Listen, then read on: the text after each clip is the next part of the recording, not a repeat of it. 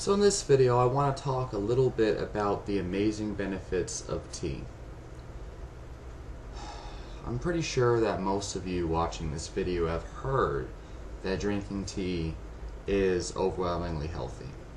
That's a very cliche thing, although there's so much more to tea than most of these mainstream articles and magazines and these recommendations and general umbrella statements about tea. There's much more to it than these things. There's so much more to tea than you'll find on these mainstream blogs. You see so many cliche statements being made all the time. A lot of them are extremely out there, like, oh, this tea will destroy cancer cells and it will cure you of everything and yada yada. The fact is, tea is extremely powerful. There's a lot of different things you need to know about tea. How to prepare it properly, what form to buy it in, what brand, from what region, different qualities of tea, different forms of each tea leaf, etc. But there's no doubt that tea is extremely powerful. There's a lot to be said about tea. Probably the most concentrated source of antioxidants and nutrients would be, first and foremost, spices and herbs. Tea I would consider to be an herb. Of course, it depends on what you mean by tea.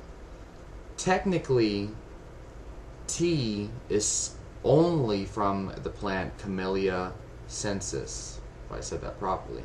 Green tea, black tea, oolong, white tea, and puree tea.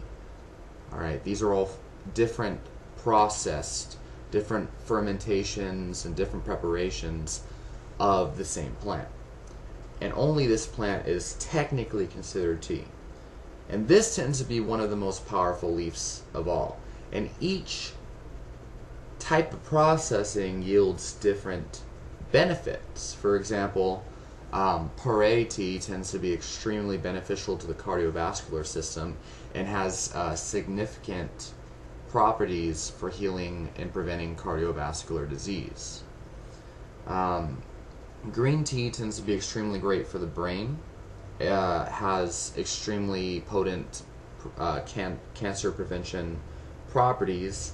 Has some promise as to helping to balance the hormonal system, regulating estrogen, etc.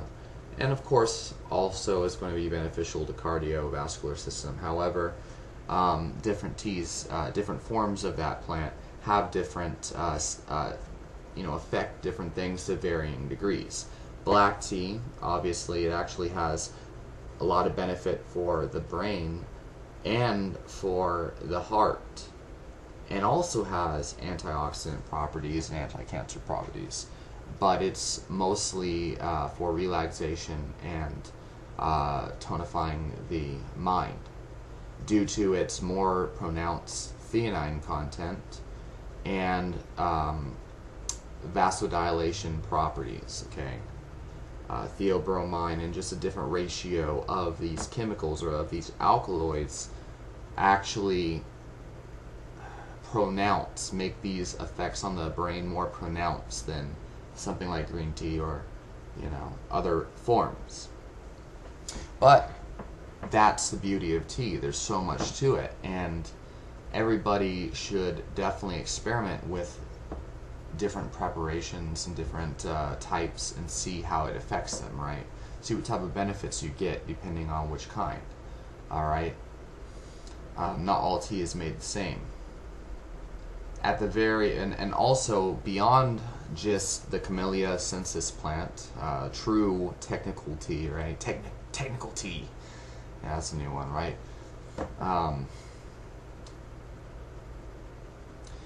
Spices and other herbs can be made and prepared as a tea.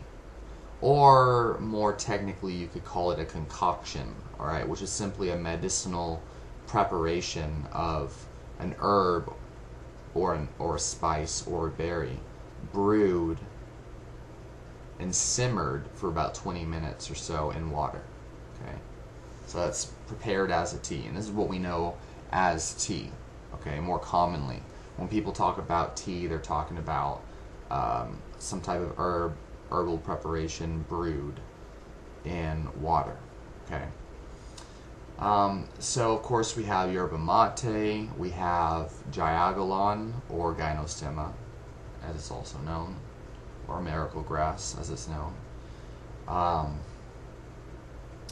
Let's see what else. I mean, Rubios tea. Let's see, we can make holy basil tea. I mean, pretty much any herb under the sun. Now, at the very least, we all know that all of these herbs have medicinal properties, and they have benefits, and pretty much the majority of herbs can be used, especially tonic herbs. Tonic herbs can be used by anyone under any condition, and it will enhance your health in some way. They are extremely concentrated sources of antioxidants and nutrients, polyphenols, and for people who want to maximize their health and their longevity, consuming lots of tea is an absolute great idea. So beyond that, I mean, at a baseline, for the most part, you want to be drinking at least 3 liters of water a day, and depending on your physical exercise, upwards to 3/4 of a gallon to a gallon a day. For me, it averages out about a gallon a day, depending on what I'm doing. Tea, I notice I tend to drink a lot more water than I normally would if I drink tea. I drink pots and pots and pots of tea. Alright? And I notice I could easily drink 1 gallon of water within, a matter of 3 to 4 hours just consuming tea. So it's a great way to get more nutrition and nutrients, especially if you're using filtered or reverse osmosis water, because the more you process water, the more you purify water, the least minerals are going to be in there. And if you're removing fluoride and you're removing aluminum and you're removing all these trace particles and heavy metals and whatnot, I mean, you're probably going to be efficiently removing sodium and other minerals from the water too, if there even was any in the water to begin with. And so when you brew tea, you're adding back minerals to the water. Okay, so I do believe that, especially for us health conscious folks who drink filtered water, drink extremely processed water to where it's just like the purest water of pure, it's probably a great idea to brew some tea in there. Whether it's just nettle leaves or rubios, or let's see, what else was another good one. Hibiscus tea, lemon balm. I mean, the list goes on. Goji berry tea. I mean, you're adding those minerals back in there.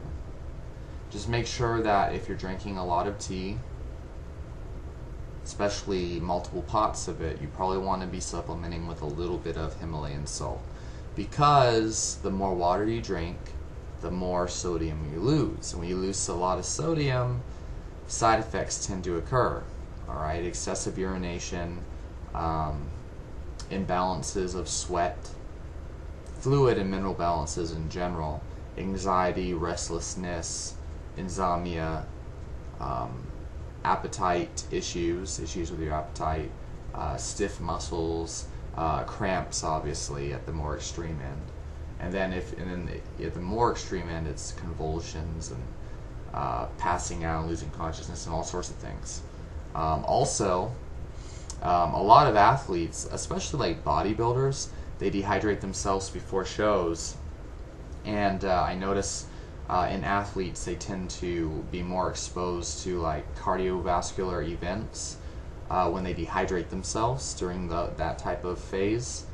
I believe this is why endurance runners actually suffer from cardiovascular events, and people say that it's because lots of cardio training is bad for you.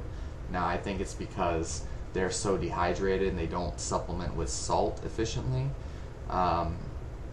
especially if they're cutting water for shows.